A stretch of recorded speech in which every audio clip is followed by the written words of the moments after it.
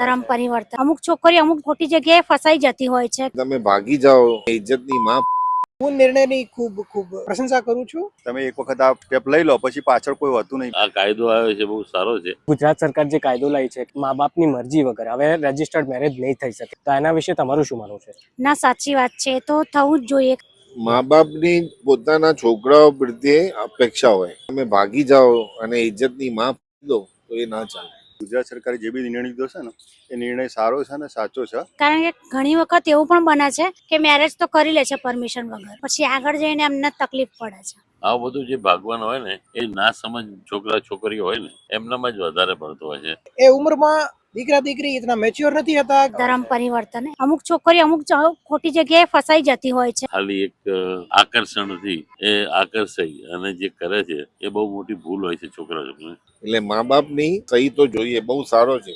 અને હું નિર્ણયની ખૂબ પ્રશંસા કરું છું. આ કાયદો આવ્યો છે બહુ સારો છે. અને એમના જે સંતાનો છે એમના માટે બી સારો છે. સમાજ માટે તો બહુ જ સારામાં સારો નિર્ણય, આવકારવા લાયક નિર્ણય છે સરકારનો.